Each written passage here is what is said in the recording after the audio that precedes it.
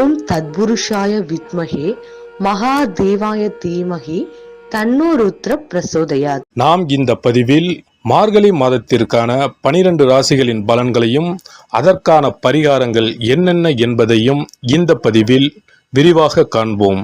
எல்லோர் வாழ்விலும் வளமும் நலமும் செல்வ செழிப்பும் பெற எல்லாம் வல்ல இறைவனை வேண்டுகிறேன்.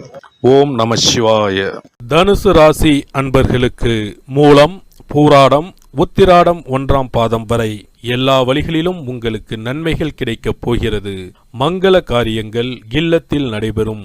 தங்கு தடைகள் தானாக விலகும். தன வரவும் திருப்தி தரும். இதுவரை ஏற்பட்ட தடைகளும் தாமதங்களும் அகலும். பிரபலமானவர்களின் ஒத்துழைப்புடன் புதிய ஒப்பந்தங்கள் வந்து சேரும்.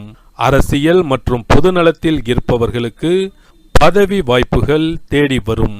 உத்தியோகத்தில் உள்ளவர்களின் திறமைக்கு அங்கீகாரம் கிடைத்து உயர் பதவிகளும் சம்பள உயர்வும் கிடைக்கும்.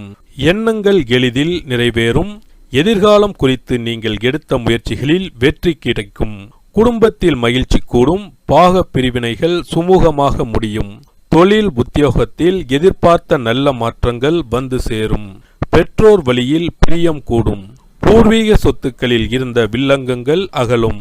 பழைய வாகனங்களை கொடுத்துவிட்டு புதிய வாகனங்கள் வாங்கும் முயற்சியில் ஆர்வம் காட்டுவீர்கள். பங்கு சந்தை மற்றும் வெளிநாட்டு வணிகத்தில் ஈடுபட்டு இருப்பவர்களுக்கு வருமானம் திருப்திகரமாக இருக்கும். வீடு மாற்றமும் இடம் மாற்றமும் எதிர்பாராமல் வந்து சேரும். ஒரு சிலருக்கு நாடு மாற்றமும் வந்து நன்மை தரும். எதையும் யோசித்து செய்ய வேண்டிய மாதம் இது. வீட்டு தேவைகளுக்கு விலை உயர்ந்த பொருட்களை வாங்கி மகிழ்வீர்கள்.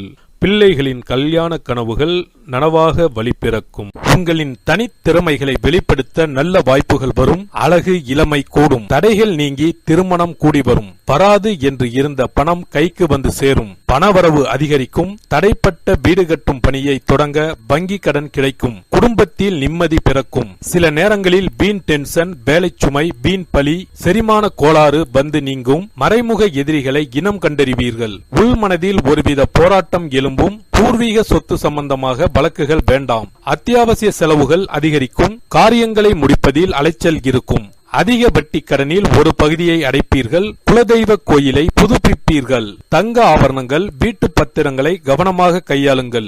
எவருக்கும் ஜாமீன் கையெழுத்து இட வேண்டாம். திடீர் திருப்பங்கள் உண்டாகும். அரைகுறையான வேலைகள் முழுமை பெறும். தடைப்பட்டிருந்த சுப நிகழ்ச்சிகள் இனி கோலாகலமாக நடைபெறும். தம்பதிக்கு இடையே சந்தேகம், ஈகோ பிரச்சனைகள் விலகும். குழந்தை இல்லாத தம்பதிக்கு பிள்ளை வரம் கிடைக்கும். அரசாங்கத்தால் ஆதாயம் உண்டு. வெளிநாட்டு பயணம் சாதகமாக அமையும். மகனுக்கு நல்ல இடத்தில் பெண் அமையும். சேமிக்க தொடங்குவீர்கள். பூர்வீக சொத்தில் இருந்த பிரச்சனைகள் தீரும். சகோதரர்கள் ஓடி வந்து உதவுவார்கள்.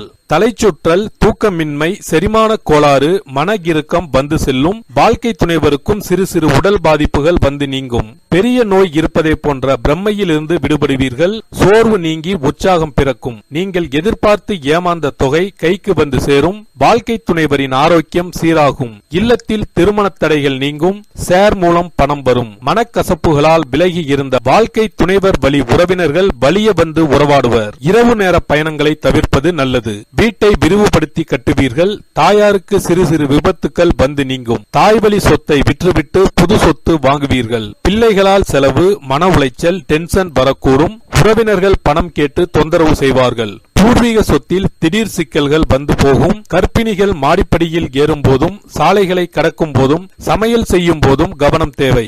வியாபாரத்தில் பற்று வரவு கணிசமாக உயரும். நெளிவு சுழிவுகளை கற்றுக்கொள்வீர்கள். விளம்பர யுக்திகளை கையாண்டு லாபம் ஈட்டுவீர்கள். புது வாடிக்கையாளர்கள் தேடி வருவார்கள். கமிஷன், பதிப்பகம், வாகன உதிரி பாகங்களால் லாபம் கூடும். நன்கு அறிமுகமானவர்களை பங்குதாரர்களாக சேர்த்துக் கொள்ளலாம். எளிதில் முடிய வேண்டிய காரியங்கள் தாமதமாகும். அசையா சொத்து வகையில் வீண் செலவுகள் ஏற்படலாம். தொழில் வியாபாரத்தில் இருக்கும் வாய்ப்புகளை பயன்படுத்திக் கொள்ளவும். நீங்கள் நினைப்பது ஒன்றாகவும் நடப்பது ஒன்றாகவும் இருக்கும் என்பதால் புதிய திட்டங்களை தற்போதைக்கு செயல்படுத்தாமல் சிறிது காலத்திற்கு தள்ளி வைப்பது உத்தமம். நம்பியவர்களை நெருக்கடிகளை ஏற்படுத்தும் நேரம் என்பதால் எதிலும் எச்சரிக்கையுடன் இருப்பது நல்லது.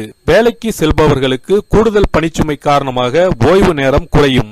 உத்தியோகத்தில் சின்ன சின்ன அலைக்கழிப்புகள் இருக்கும். மேலதிகாரியின் குறை நிறைகளை சுட்டி சுட்டிக்காட்ட வேண்டாம். சக ஊழியர்களிடம் கவனமாக பழகுங்கள்.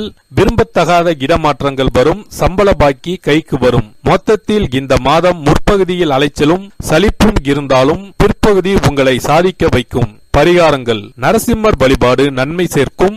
சனிக்கிழமைகளிலும் சுவாதி நட்சத்திர நாளிலும் பானகம் நைவேத்தியம் செய்து வழிபடலாம். ஏழை பிள்ளைகளின் கல்விக்கு உதவுங்கள். காரிய அனுகூலம் உண்டாகும். சனீஸ்வர பகவானால் ஏற்படும் பாதிப்புகளை குறைக்க சிறப்பு பரிகாரத்தை இப்பதிவில் காண்போம். சனிக்கிழமை சனி பகவானுக்கு பிடித்த நாள் என்பதால் அன்று மாற்றுத்திறனாளிகளுக்கு உதவி செய்வது சனி பகவானை திருப்தி செய்யும். வசதி இருப்போர் அவர்களுக்கு உதவும் வண்ணம் ஊன்றுகோல், வண்டிகள் போன்றவற்றை வாங்கித் தரலாம். சனி பகவானின் வாகனம் காகத்துக்கு தினமும் அல்லது சனிக்கிழமைகளில் உணவு படைப்பவர்களுக்கு முன்னோரின் ஆசிகளுடன் சனி பகவானின் ஆசிகளையும் பெற்றுத்தரும் என்பது உறுதி. தானத்தில் சிறந்தது அன்னதானம். ஒருவர் பசியாறும் போது அவரது வயிறு குளிர்ந்து நமக்கு அவரது வாழ்த்துக்கள் கிடைக்கும். தானம் செய்யும் போது சனி பகவானின் மனமும் குளிர்ந்து நல்ல பலன்களை தருவார்.